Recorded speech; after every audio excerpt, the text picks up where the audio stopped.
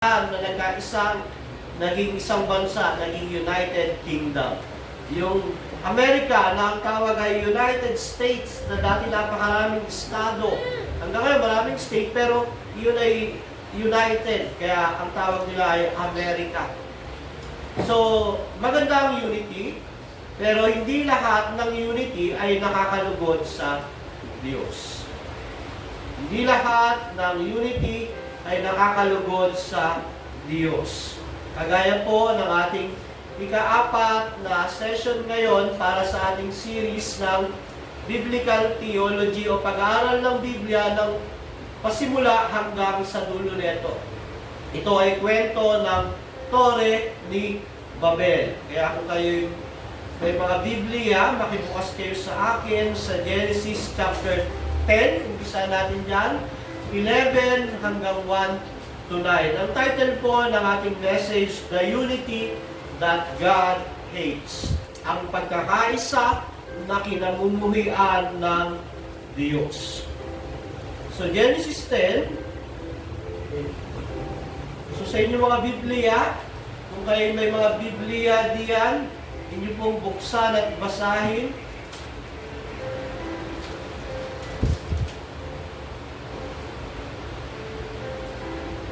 So magsisimula tayo sa Genesis 10. So sabi dito, ang mga angkan ng mga anak ni Noah. Ito ang kasaysayan ng mga anak ni Noah na sina Shem, Ham, at Japhet. Pagkatapos ng baha, ang mga anak na lalaki ni Japhet ay sina Gomer, Magog, Madai, Javan, Tubal, Meshech, at Tiras, sina Askenas, Rifat, at Togarma. Ang mga lalaking anak ni Gomer, ang kay Javan naman ay sina Elisha, Tarsis, Ketim, at Rodanim. Ito ang mga anak at apo ni Japhet na sa kanila nagmula ang mga bansa sa baybay dagat, mga pulo. Bawat isa ay nagkaroon ng sariling lupain at wika. Ang mga anak na lalaki ni Ham ay sina Cus, Egypto, Libya at Canaan, sina Seba, Havila, Zabta, Raama at Sabteka. Ang mga anak na lalaki ni Cus, ang kay Raama naman ay sina Saba. Si Nimrod, isa pang anak na lalaki ni Cus, ang kauna-unahan sa daigdig na dakila at makapangyarihan. Yung word na dakila at makapangyarihan, negative yan. Ang ibig sabihin siya ay mananakop. Mamamatay ng tao, sinasakop niya yung mga bansa. Siya rin ang pinakamahusay na mga ngaso dahil sa tulong ni Yahweh. Kaya may kasabihang, maging mahusay ka sanang mga ngaso tulad ni Nimrod sa tulong ni Yahweh. Kabilang sa kauna-unahang kaharian, nasakop niya ang Babylonia, Erek at Akkad. Pawang nasa lupain ng Sinar. Mula rito ay pumunta siya sa Assyria at tinatag ang mga lungsod ng Ninive, Rehoboth, Kir, Kale at ang Resen. Sa pagitan ng Ninive at Kale ang pangunahing lungsod. Si Egypto ang ama ng mga taga-Lud, Anam, Lepab at Naptu. Gayon din ang mga taga-Patrus, Kaslu at Kaptor na pinagmulan ng mga Pilisteo. Ang panganay ni Canaan ay si Sidon na sinundan ni Het. Kay Canaan din nagmula ang mga Jebuseo, Amoreo, Gergeseo, Hibita, Arzeo, Sineo, Arbadeo, Semareo, Hamateo, simula noon kung saan-saan nakarating ang mga Kananeo. Yung Asyan natin. Mula sa Sidon, ang kanilang hangganan sa gawing timog ay umabot sa Gerar na malapit sa Gaza. Sa gawing silangan naman, umabot sina Sodoma, Gomora, Adma at Seboim na malapit sa Lasar. Ito ang lahi ni Ham na nilanilahan sa iba't ibang lupain na naging iba't ibang bansa na may kani-kanilang wika. Si Shem ang nakakatandang kapatid ni Japhet, ang pinagmulan ng manang lahi ni Heber, ang kanyang anak si Elam, Ashur, Arpasad, Lud at Aram. Ang mga anak naman ni Aram ay sila Uz, Hul, Geter at Mas. Si Arpasad, ang ama ni Zela, na ama ni Heber, ang dalawang anak ni Heber. Ang isa'y tinawag na Peleg sapagkat noong panahon na niya ay magkahiwalay-hiwalay ang mga tao sa daigdig. Ang kapatid niya ay si Joktan. Si Joktan ang ama ni Almodad, Shelef, Asar, Mabet, Jera, Hadoram, Uzal, Dikla, Obal, Abimael, Shebat, Ophir, Havila at Sobjobab. Sila ang mga anak na lalaki ni Joktan. Mula sa Mesya hanggang Zebar sa kabululan sa silangan ang lawak ng kanilang lupain. Ito ang lahi ni Shem ayon sa kanilang angkan, wika at bansa. Ito ang mga bansang nagmula sa mga anak ni Noe na mula sa kanilang mga angkan. Sa kanila, nagsimula ang lahat ng bansa na lumaganap sa buong daigdig pagkatapos ng 11, sa simula, iisang wika at magkakapareho ang mga salitang ginagamit ng lahat ng tao sa daigdig. Sa kanilang pagpapalipat-lipat sa silangan, nakarating sila sa isang kapatagan sa Sinar at doon na nanirahan. Nagkaisa silang gumawa ng maraming tisa at lutuin itong mabuti para tumibay. Tisa ang ginagamit nilang bato at alkitra ng kanilang semento. Ang sabi nila, hali kayo at magtayo tayo ng isang lungsod na may toreng abot sa langit upang maging tanyag tayo at huwag nang magkawatak-watak sa daigdig. Bumaba si Yahweh upang tingnan ang lungsod at ang toreng tinayo ng mga tao. Sinabi niya, ngayon ay nagkakaisa silang lahat at isa ang kanilang wika. Pasimula pa lamang ito ng mga binabalak nilang gawin. Hindi magtatagal at gagawin nila ang anumang kanilang magustuhan. Ang mabuti, bumaba tayo at guluhin ang kanilang wika upang hindi sila magkaintindihan. At ginawa ni Yahweh na ang mga tao ay magkawatak-watak sa buong daigdig. Kaya natigil ang pagtatayo ng lungsod. Babel ang tinawag nila sa lungsod na iyon sapagkat doon gunilo ni Yahweh ang wika ng mga tao at mula roon nagkawatak-watak ang mga tao sa buong daigdig dahil sa ginawa ni Yahweh. Yun po, ito po ang salita ng Diyos na makapangyarihan sa lahat. So ang chapter 10 ay kwento ng 70 mga bansa na mula sa angkan ni Noah. Dito sa chapter 10, iba-iba na yung bansa, iba-iba na yung wika, at ang reason noon ay nangyari sa chapter 11. Kumbaga, kung tatanungin mo bakit sa chapter 10 ay iba-iba yung bansa, yung mga anak nila, iba-iba ang wika na, ang reason dahil sa chapter 11, ang Tore ni Babel. At dito ay makikita natin na pagbabasahin mo yung Bible, ang unang kwento dyan yung chapter 11. Na ginulo ng Diyos ang wika nila, pero ang ginawa ni Moises, ang sumulat nito, inuna niya yung chapter 10 para ipakita yung genealogy ng mga bansa, kung saan nagmula ang bansa. Pagdating ng 11, kinukwento ni Moises, ito ang dahilan bakit may iba-iba ng bansa, may iba-iba ng wika. Tayo po ay magbabalik-aral sa mga ating napag-aralan na. Muna, ang aklat ng Genesis ay sinulat ni Moises. Sinulat niya ito noong panahong sila ay lumabas ng Ehipto. 5 unang aklat nito, yung Pentateuch o 5. Genesis, Deuteronomy, Levitico, Numbers, Exodus. So yan po ay sulat ni Moises. Nung sila ay nasa wilderness o sa ilang, binigay ng Diyos, pinahayag ng Diyos kay Moises. Ito ay sulat primarily sa mga Israelita para sila ay ibigyan ng encouragement at para ipakilala ang Diyos sa kanila. At dito, sa sulat ni Moises na ito, atras mo anak. Sa sulat ni Moises na ito, makikita natin ang unang bahagi na napag-aralan natin ang creation. Ang creation ng Diyos ay good. 6 days, 7 days nagpahinga siya. Ang tao ay nilikha niya sa kanyang imahe. So, nilikha niya ang Diyos ayon sa kanyang imahe. So, dito, sa unang lesson, sa tipan ng Diyos kay Adan, nakipagtipan siya na sabi ng Diyos na pwede niyang kainin lahat maliban sa pinagbabawal na bunga. At alam natin sa sumunod na lesson, nabigo si Adan, pumasok ang kasalanan, yung very good na nilikha ng Diyos ay naging very bad. Tapos, After noon, nagkaroon ng promise redemption ng Diyos sa Genesis 3:15. At ang ikatlong lesson natin ay after ng Paul, sumama ang lahat ng tao. Kumalat ang kasalanan, kumalat ang kasamaan ng ginawa ng Diyos, ay nagpadala siya ng judgment. Ito ang panahon ni Noah kung saan ginunaw ang mundo sa pamamagitan ng baha. 7 milyong tao ang pinatay ng Diyos dahil sa kasalanan.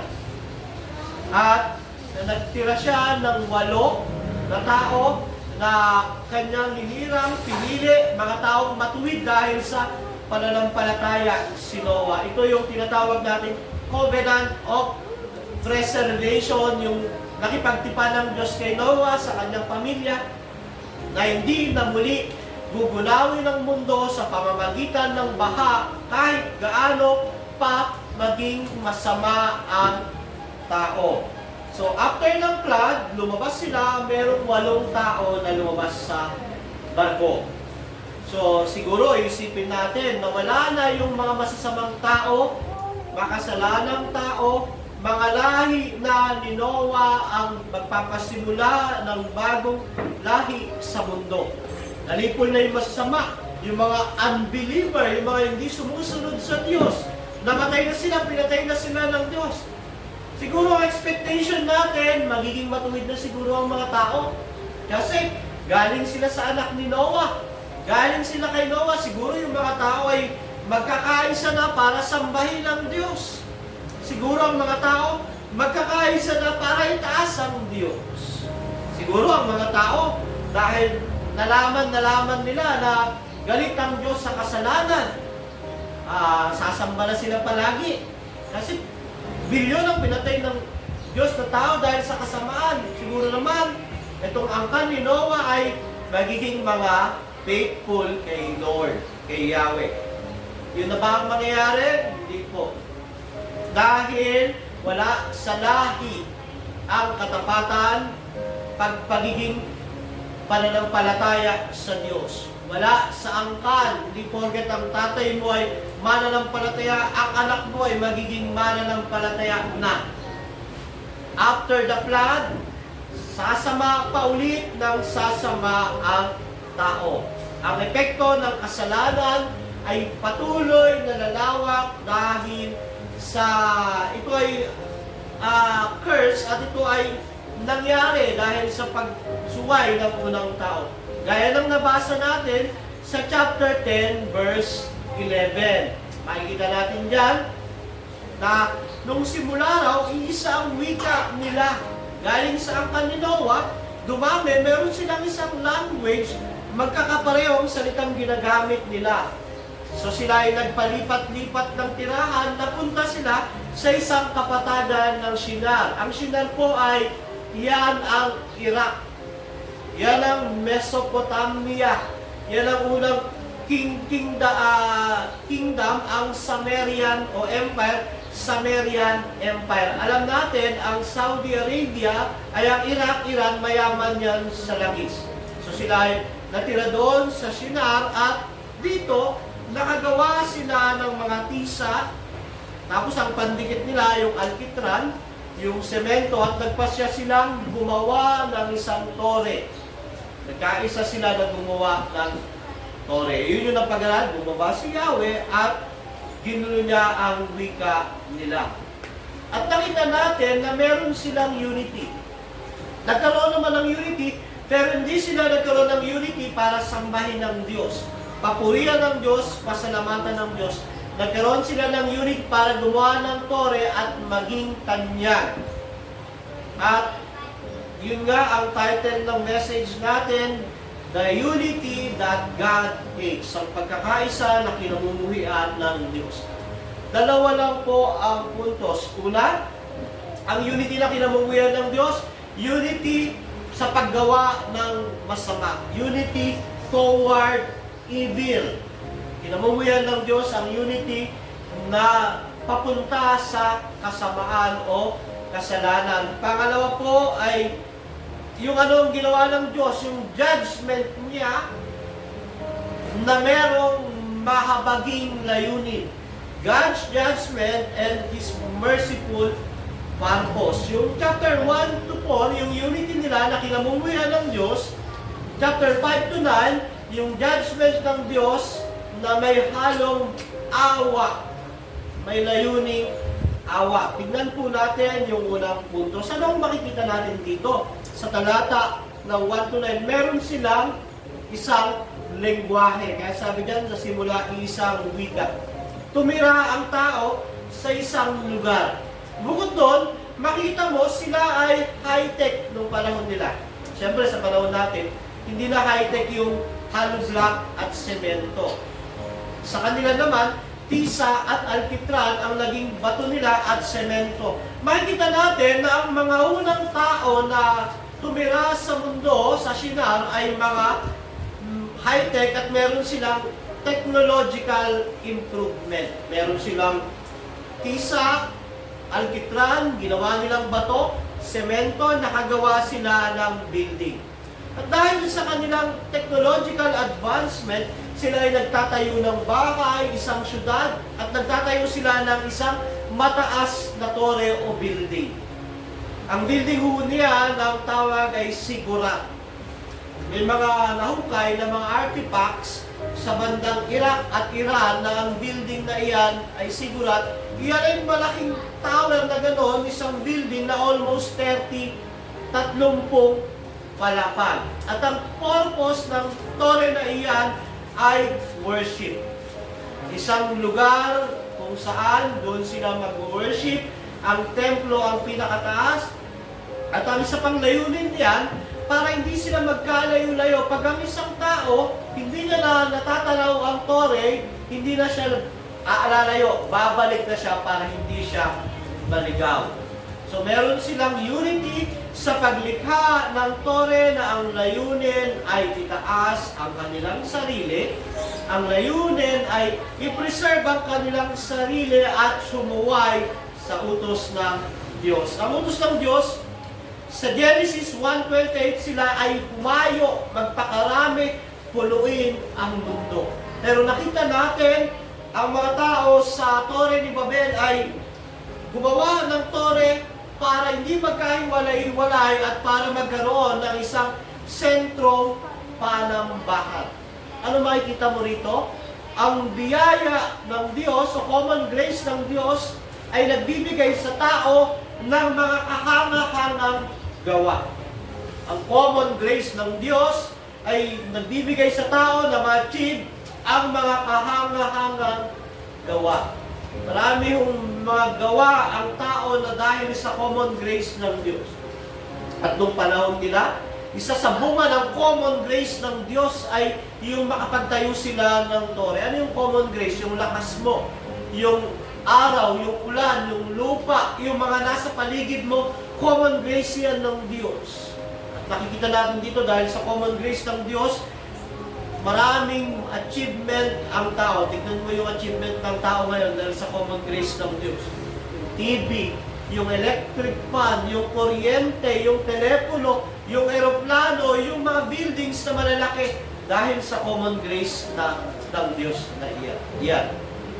So, nung panahon nila, ang Tower of Babel o mga tao sa Tore ni Babel ay merong yung technological improvement.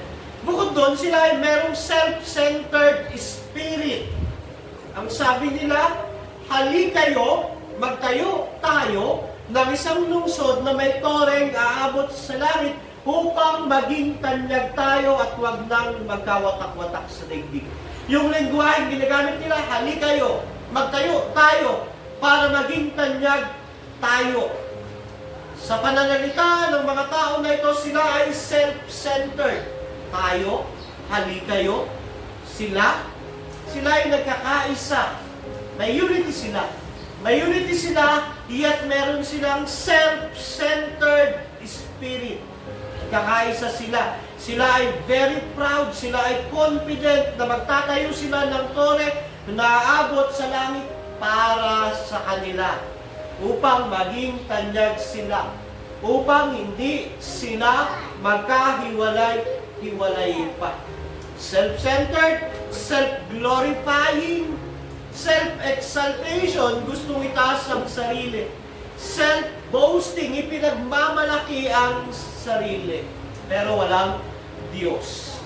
Alam niyo yung language nila, magtayo tayo, hali kayo, para maging tanyag tayo, walang lugar ang Diyos. Hindi nila kailangan ng Diyos para sa kanilang sarili, na parang magagawa nila lahat na wala ang Diyos. Diba? Ganyan yung sa kanila. Meron silang self-centered spirit. High-tech, self-centered spirit. At uso sa panahon natin yan, may mga quotation kang mabasa, kung may pagkakaisa, magagawa lahat. Walang imposible kung may pagkakaisa. Walang lugar ang Diyos, walang parte ang Diyos. Bukod doon, meron silang ungodly motivation. Tayo. Walang lugar ang Diyos. Hindi nila kailangan ng Diyos. Wala silang paggalang sa Diyos. Wala silang pagbibigay papuri sa Diyos. Wala silang planong magbigay luwalhati sa Diyos.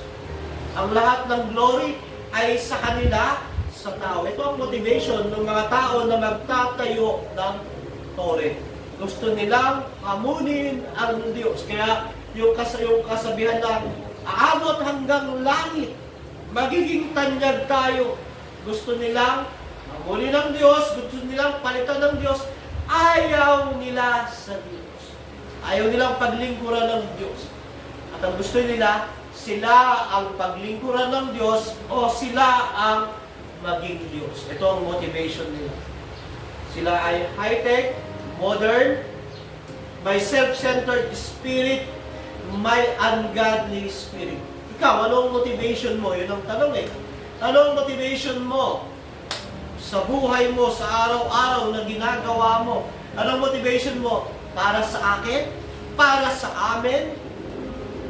Anong motivation natin? Bakit pag dating ng Lunes, gigising tayo ng umaga para sa atin? Para sa amin? Yun ang pinaka mahalagang tanong sa pinag-aralan natin ito. Meron silang ungodly motivation. At ano ang tore na tinatayo mo sa buhay mo? Diba? Ano yung pinagkakaabalahan mo o ano mang nagiging pinaglalaanan mo ng lakas, panahon, ng oras, yan yung tore ng buhay mo. Ang tanong, kasama ba ang Diyos dito? Gusto mo bang paglingkuran ang Diyos dito para ba sa glory ng Diyos dito?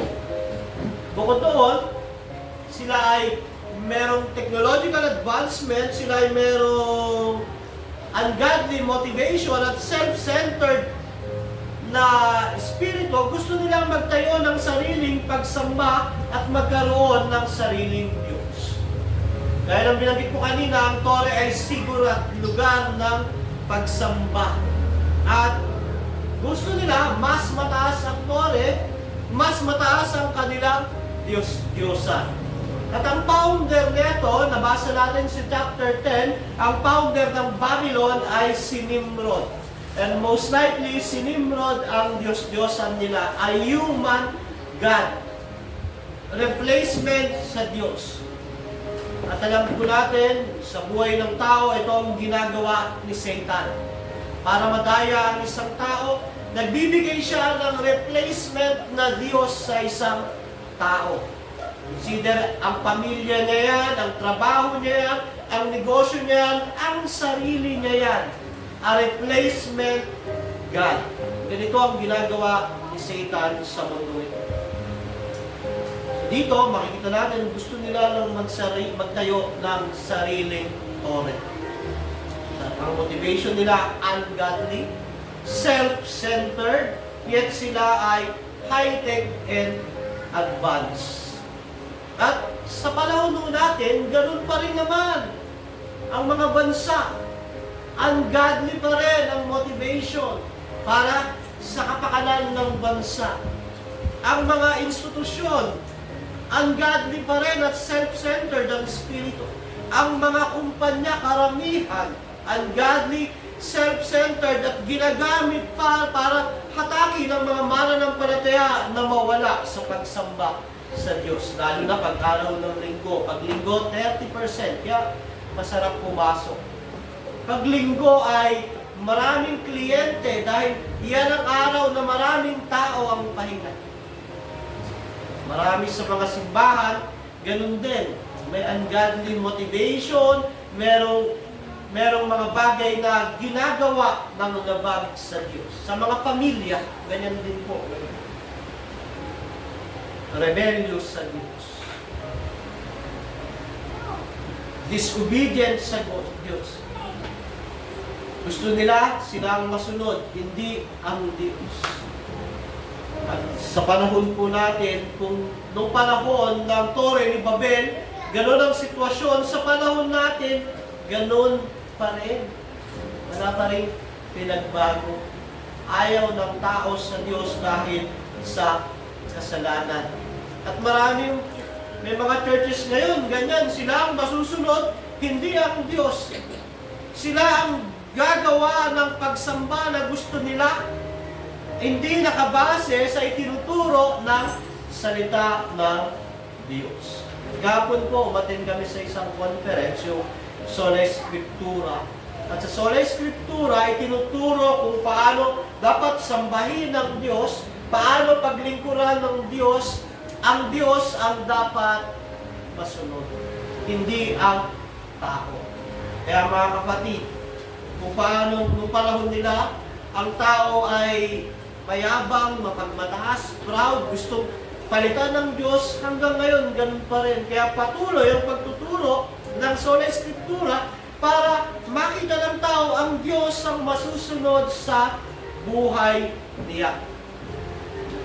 Ang mga tao na gumawa ng Tore may massive advancement, may unity, magagaling sila, matatalino, at kung tinignan natin, kahanga-hanga sila sa pagtingin ng tao.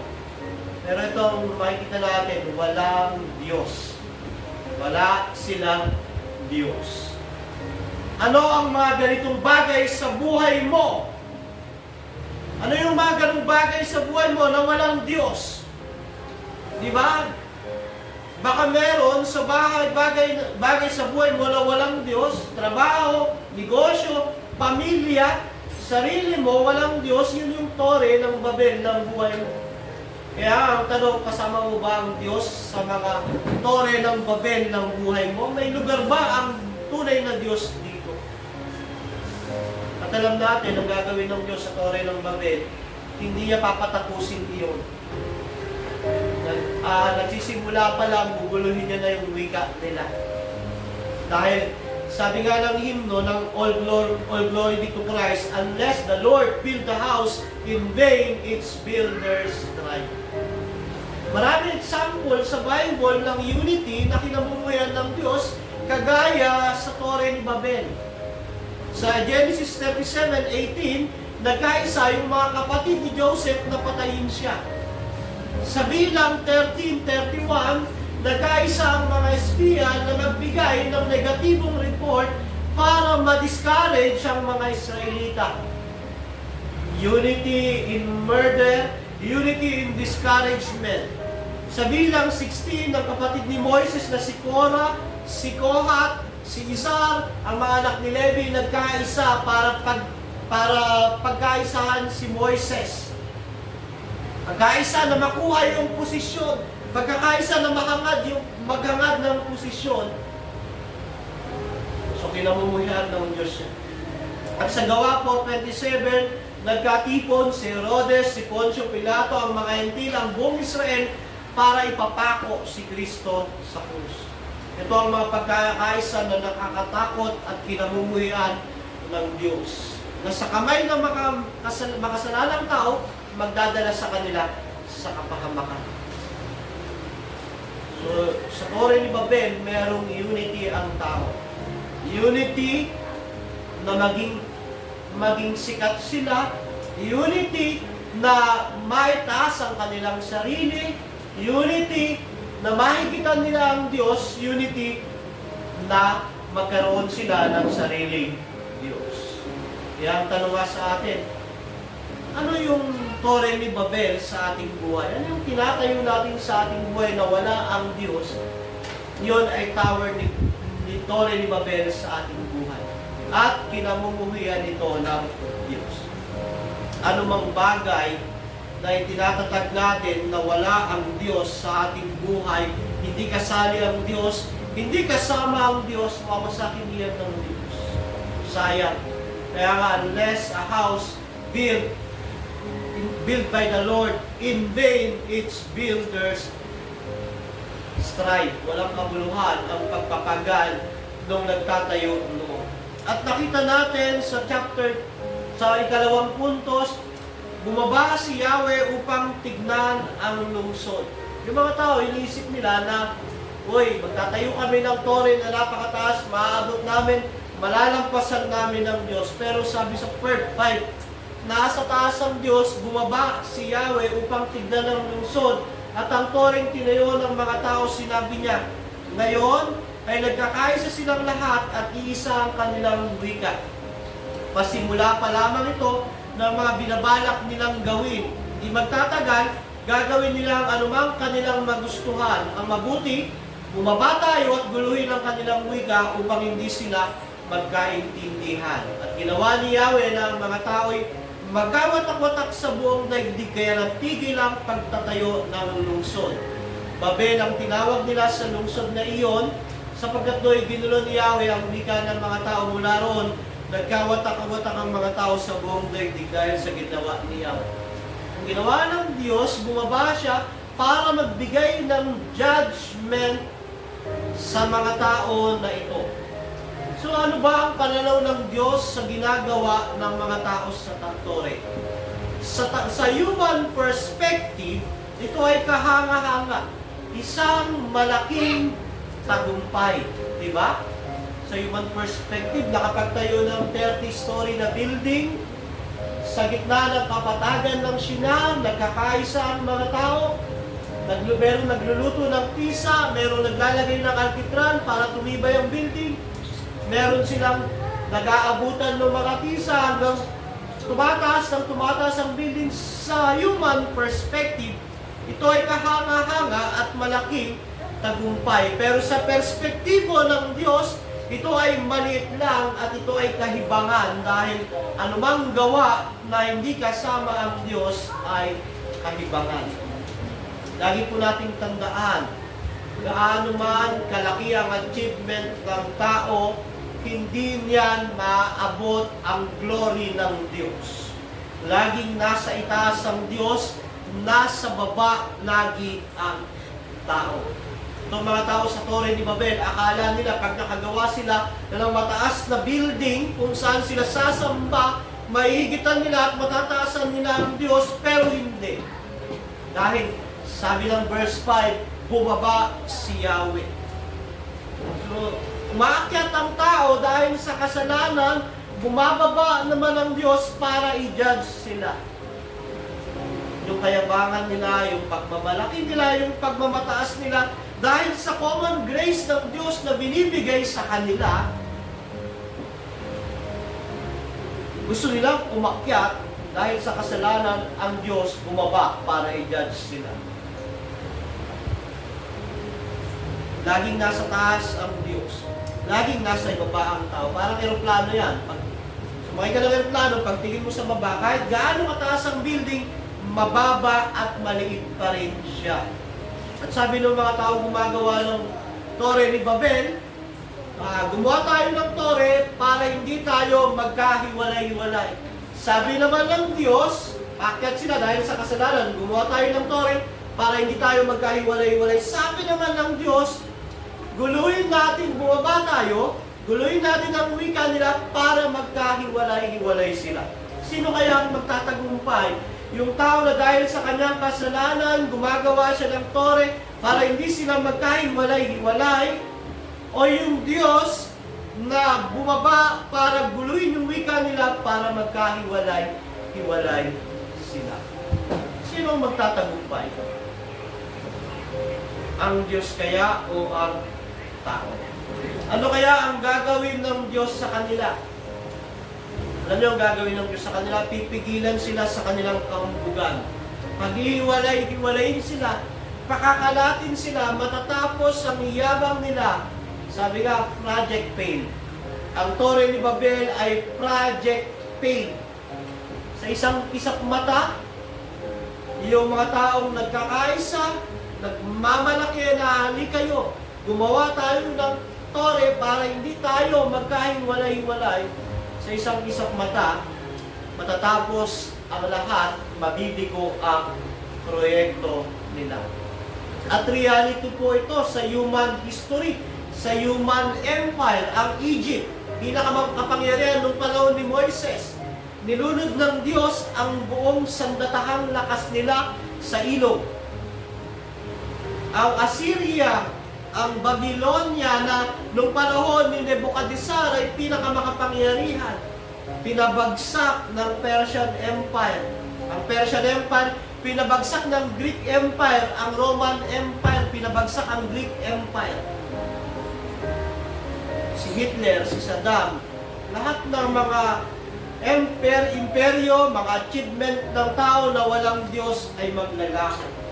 Kaya kung tayo, meron tayong pinapangarap sa buhay, ginagawa sa buhay na ayaw nating isama ang Diyos. Maghintay ka lang, project fail dyan. Project fail dyan, yung pangarap mo sa anak mo na makapagtapos ng pag-aaral na hindi kasama ang Diyos, maghintay ka lang, project fail dyan. Yung pangarap mo sa buhay na magkaroon ng bahay at kotse, maayos na buhay na hindi kasama sa plano ang Diyos, magantay ka lang, project fail dyan. Hindi lang magiging project fail dyan pag sinama mo ang Diyos. At ito yung nangyari sa Torre ni Babel. May unity, meron silang advanced technological mga materials para itayo ang Torre. Pero wala ang Diyos. Project fail. Diba? At nangyari yun sa human history. Sa halimbawa po, si John Lennon ng Beatles, sabi niya, mas sikat daw sila kay Jesus. Sino nakakilala kay John Lennon? Sa mga kabataan, wala na ngayon. Bakit? Meron mga kabataan, kilala si Jesus. Yung kayabangan ni John Lennon ng Beatles, yung kasikatan nila, nagtapos. Mas famous daw sila kay Jesus. Si Voltaire, na ino-oppose niyang Biblia, sabi niya, mga ilang panahon lang, wala na yung Biblia. Kada makakuha siya ng Biblia, sinusunog niya. 58 years after ng kanyang kamatayan, yung bahay niya naging pagawaan ng Bible. Walang makakatalo sa Diyos. Kahit gaano kayabang, gaano ang achievement ng tao. Kahit magtulong-tulong sila Bill Gates, sila Elon Musk, lahat ng mayayaman sa mundong ito, si Villar, sina Henry C., hindi nila maaabot ang Diyos, hindi nila malalampasan ang Diyos. At lahat sila project fail kung wala ang Diyos sa kanila. Diba? Yung mga namatay na nagtagumpay sa paningin ng tao sa mundong ito, pagkatapos nila namatay, sila ay nasa impyerno. Ang ginawa ng Diyos, nagbigay siya ng judgment sa Tower ni Babel. Kinulo yung language. Siyempre nagkagulo. Ikaw ba naman, nagagawa kayo ng tore, mag-iba yung lingwahe. Sabihin mo, pahingi nga ng tisa, bigyan ka pandisan. Di ba? Nagulo yung lingwahe nila. Bumaba ang Diyos. Siguro sabi ng Diyos, yabang ng tao. Hindi niya alam na yung lakas niya, yung ginagamit niyang tisa, yung ginagamit niyang alkitran, yung kamay na pinanguhukay niya, pinanggagawa niya ng building, common grace ko yun. Tapos gusto nilang sumuway sa akin. Gusto nila na lampasan ako. Baba ang Diyos. At sa isang saglit, nag-iba-iba ang kanilang wika. Nag-speaking in tongues sila. Rabashika, nagkaroon siguro sila. Hindi ganon. Nagkaroon na ng ibang lingwahe. Nagkaroon ng language ng Egypt. Nagkaroon ng language ng Mesopotamia. Nagkaroon ng language ng Ur-Chaldea. Nagkaroon ng language ng mga Amorita, Jebusita. Nagkaroon ng iba't ibang language. At dito makikita natin bakit iba-iba ang lengguwahe natin. Ito ang reason. From creation, isang language hanggang dito, nagbago ang language. At pinanood ko yung Trees with the Deep Roots, napanood doon kung paano na-discover ang lengguwahe ng Korea. Na dati ang Korea, ang language siya dahil siya ay under ng China, ang lengguwahe niya ay Chinese, at nahihirapan yung mga ordinaryong tao dahil napakahirap at napakaraming alpabeto ng Chinese language, umaabot daw ng 10,000, 20,000 language. Na pag ikaw ay ordinaryong tao noon, ugbog ka na sa trabaho, walang panahon ka mag-aral, ang mga tao ay hindi nakapagbabasa at nakapagsulat. Hanggang yung hari, nagkaroon siya ng wisdom na gumawa ng language, may isang gifted siya na tao na sa pag nakita niya yung isang sulat na may memorize na kagad para siyang Google. Ngayon, ang ginawa nito, pinag-isipan nila magkaroon ng sariling lingwahe at ang language na ay may 28 alpabeto. Na umabot sa atin siguro na kaya tayo, ABCD na, mas madaling alpabeto. So, nung panahon nila, ang Diyos saglit lang. Bigla nagkaroon ng iba't ibang lengguwahe, nagkawatak-watak, natapos ang kayabangan, pagmamalaki ng tao. Kaya ano ba? Kayabangan natin, pagmamalaki natin, hindi namin pwedeng iharap sa Diyos. Hindi yung pwedeng sabihin, ako ang pinakamalaking kumpanya rito, ako ang pinakamatalinong tao, ako ang pinakamaganda, kami ang pinakamayaman, kami ang may pinakamalaking pagkakaisa, lahat po yan. Pag ginusto ng Diyos, mawawasak, masisira, project fail. At higit sa lahat, kinamumuhian ng Diyos ang unity na patungo sa pagre-rebelde at kasalanan. Ginulo ng Diyos, nagbigay siya ng judgment. Pero ano ang purpose ng Diyos? Bakit niya ginawa ito?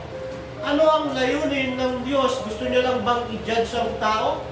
Ayaw lang ba niya na magtagumpay yung tao na makapagtayo ng tore? Hindi po, may magandang layunin ng Diyos. Pero una niyang layunin, dahil banal ang Diyos, hindi na-allow ng Diyos na hindi maparusahan ang kasalanan. Siya ay just, righteous, holy God. Namumuhi siya sa pagre-rebelde. Ang utos ng Diyos sa Genesis 1:28 ay punuin ang mundo. Ang gusto nila ay doon lang sila. At ang sigurat ay ginagawa sa worship, pang-worship. Hindi yun ang gusto ng Diyos na worship. Disobedience yun. Unity na puno ng pride. At ang Diyos, righteous siya, hindi niya hayang, hindi maparusahan ito. Ang ginawa ng Diyos, bumaba siya. So anumang kasalanan ay nakatakdang parusahan ng Diyos, gaya ng sinasabi ng Nahum 1, 2, and 3. Ang sabi diyan, si Yahweh ay Diyos na mapanibubuin at mapaghiganti. Si Yahweh ay naghiganti at napupuot. Si Yahweh ay Diyos na mapanibubuin. Kanyang mga kaaway ay kanyang pinaparusahan. Si Yahweh ay hindi madaling magalit, subalit dakila ang kanyang kapangyarihan at tiyak na mamalalagot ang sinumang sa kanya'y kumakalaban. Anong layunin ng Diyos? Bakit niya pinarusahan, pinag-iba-ibang wika para i-punish ang kasalanan? Kaya namang meron sa buhay natin na wala si Jesus, darating ang Diyos para i-punish ito at wasakin. Dahil ang buhay na walang Diyos ay kaibangan. Ito ay buhay na magtutulak sa kapahamakan sa impyerno. Kaya ginulo ng Diyos ang wika nila. Dahil sa pagkakaisip nila na walang Diyos, iyon ay kasalanan. Diba? Pangalawa, para i-delay pa yung punishment. Bakit? Kasi kung hahayaan ng Diyos na mabuo nila yung tore, magkaisa sila, ang tao ay lalong sasama ng sasama. Diba? Magkakaroon sila ng tore. Makakasamba sila sa Diyos-Diyosan nila. Magkakaisa sila roon. Ngayon, dahil makikita ito ng Diyos, namumuhi siya sa kasalanan, obligado siyang hatulan muli kagaya ng ginawa niya nung panahon ni Noah. Pero hindi na siguro, baka ang gawin ng Diyos, magpaulan siya ng pako. Pero dahil gustong i-delay ng Diyos ang punishment, hindi niya muli hatulan ng mundo, kagaya ng panahon ni Noah, nagbigay siya ng judgment sa pamamagitan ng pag-iiba ng kanilang wika. Ang tawag ko sa judgment na ito, act of mercy. Act of mercy to simple, united people para sa kaligtasan ng mga tao ng Diyos. Tandaan natin, yung mga tao ng Diyos, yung mga kan ni Shem. Dahil pag ang Torre ni Babel naging tagumpay, magkakaisa sila, dadami sila, yung angkan ng mga ni Shem, ay sasakupin din nila ang mga tao o anak ng Diyos ay mapapersecute, mapapahamak. Kaya ang ginawa ng Diyos, para hindi kayo magkaisa, para hindi matuloy ang plano nyo, i-judge ko kayo. Anong judgment? Iiba-ibahin ko ang inyong wika. At isa pa, kaya ginawa ng Diyos na i-publish ang Babel para i-develop din ang mundo. Ayaw nilang sumunod sa utos ng Diyos. Ang utos sa Genesis 1:28, ang mundo ay tawag dito, tirahan, i-develop. Kaya ginawa ng Diyos, ayaw nilang sumunod. Pinag-iwalay-iwalay sila para ma-develop ang mundo. Kaya pinuwersa sila ng Diyos sa pamagitan ng paggulo ng wika. Hindi na sila magkaintindihan, nawala na yung unity, nawala na yung pagkaisa, nagkawatak-watak sila. Kaya sa verse 10, makikita natin, may iba't ibang nation, may iba't ibang bansa. At dahil dito, may iba't ibang tao, pupunta sila sa iba't ibang lugar, iba't ibang klima, iba't ibang pag-unlad ang mangyayari. Sa lugar na malamig, makakadiscover sila ng, ano madidiscover sa lugar na malamig? Heater. Sa lugar na mainit, makakadiscover sila ng aircon. Diba? Magkakaroon ng development ang mundo. Dahil pupunta sila sa iba't ibang lugar, kakaharap sila sa iba't ibang sitwasyon, ang tao ay makaka-adapt, magkakaroon ng development. So, ginawa yun ng Diyos. Dahil ang gusto ng Diyos, isang mundo na na-develop ayon sa kanyang plano at layunin. Ginawa ng Diyos ang punishment sa Torre ni Babel para paunlarin ang mundo. At panghuli, ginawa ito ng Diyos para ituro ang tao kay Kristo. Ginawa ng Diyos ang punishment sa Torre ni Babel para ituro ang tao kay Yesu Kristo. Wala pong masama sa unity. Ang masama ay unity na walang Diyos. Pagsuway sa Diyos, paglaban sa Diyos, yun ang masamang unity. Ang Torre ni Babel ay ungodly unity. Hinatulan ito ng Diyos para isentro kay Yesu Kristo. Sa gitna ng judgment ng Diyos, nais ng Diyos na ituro ang tao kay Kristo para ipakita ang tama at nakalulugod na unity sa Diyos.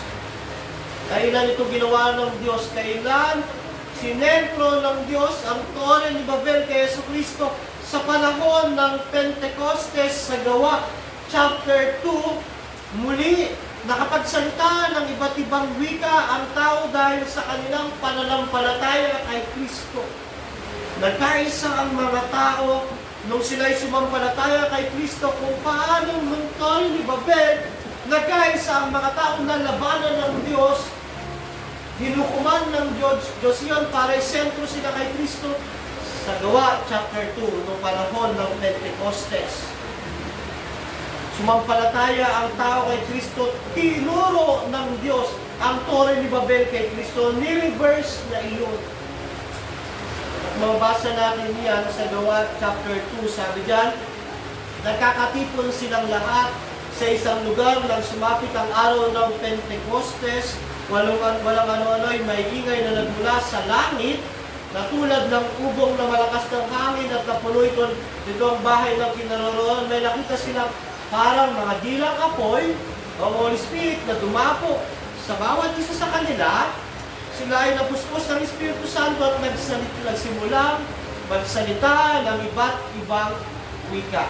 Nagtang sila, yung isa, karabash, isa, siya na nga. Hindi po. Regular language yun.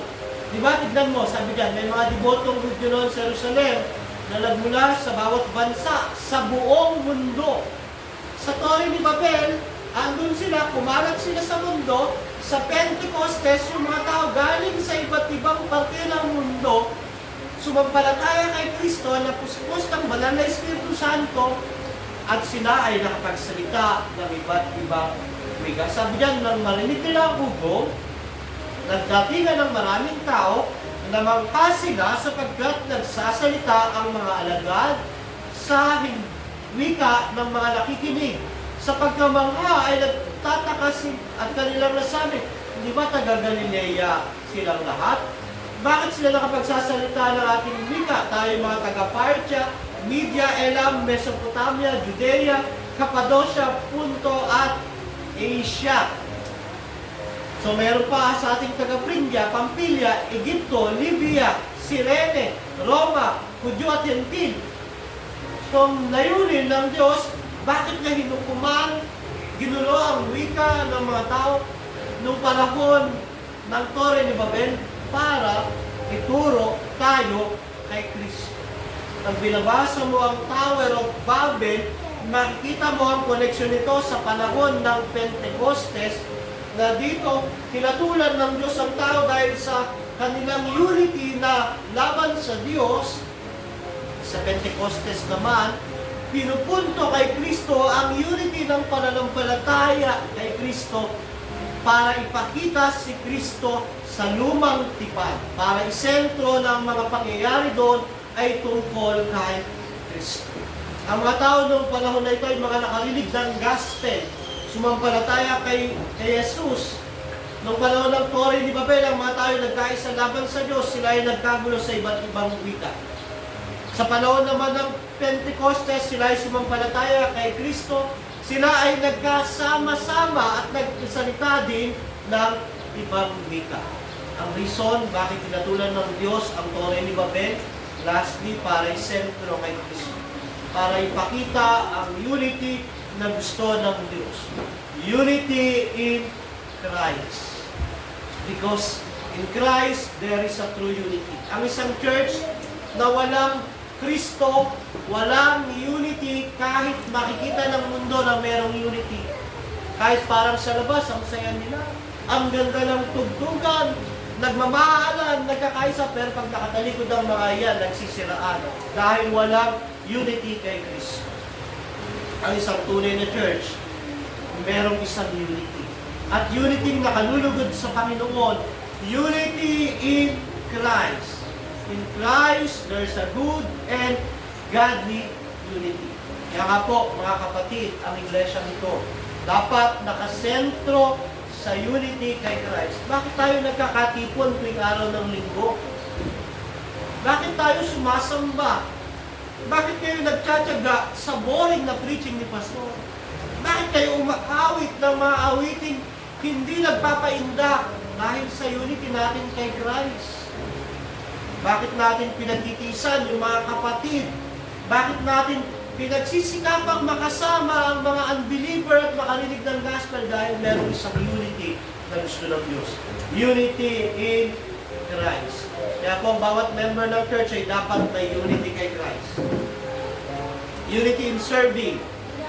Unity in worshiping. Dapat wala tayong pagsisiraan dahil ang isang member na sinisiraan natin ang katawan ni Kristo. Wala tayo dapat pagsasakitan. Diba? Dahil hindi po yung church discipline, ang church discipline talaga ay dinoob ng Diyos na mangyari. So, nireverse ng Diyos ang Tore ng Babel sa panahon ng Pentecostes na ngayon nila ay para ituro kay Kristo. Ang tunay at totoong unity nakakalugod at gusto ng Diyos. Ang Tore ni Babel ay unity na kinabubuhay ng Diyos. Pero ginamit niya iyon. Yung pagiging masama ng tao na yun, ginamit ng Diyos yun para ituro tayo sa isang unity na gusto ng Diyos. Yun ang unity kay Kristo. With this church will always be united in Christ. A God-glorifying unity. A Christ-centered unity. Ang unity sa church ay magbibigay ng Soli Deo Gloria. Kaya kapatid, kung wala ka pa kay Kristo, hindi ka kasama sa unity ng church. Kung wala ka pa kay Kristo, hindi ka kasama sa unity ng church. Mangyayari lamang iyon na magiging bahagi ka ng unity ng church kay Kristo kung ikaw ay magsisisi sa iyong kasalanan. Tatalikod sa iyong kasalanan at mananampalataya sa Panginoong Jesus. Pero kahit nasa church ka, kahit every Sunday andito ka, pero kung wala ka kay Christ, wala ka sa unity ng church. Kaya ngayong umagang ito yung panahon para siyasatin mo ang iyong sarili. Ikaw ba ay united in Christ o kagaya ka ng mga tao sa tore ni Babel na meron kang tore sa iyong buhay na wala ang Diyos? Kung meron gano'n, ang gawin mo ngayong umaga, magsisi ka. Talikuran mo ang iyong mga kasalanan at sumampalataya sa natapos na gawa ni Jesus sa krus ng Kalbaryo. At nandito yung mga bersikulo na gusto ng Diyos na pagkakaisa para sa kanyang mga tao. Sa awit 133:1, sabi diyan, speak the goodness of brothers dwelling in unity. Sa Ephesians 4:3, encourage making every effort to maintain the unity of the Spirit. Sa unang Korinto 1:10, calls for believer to agree and be united in mind and thought. Sa Colossians 3:14, emphasize love as the bond that brings perfect unity.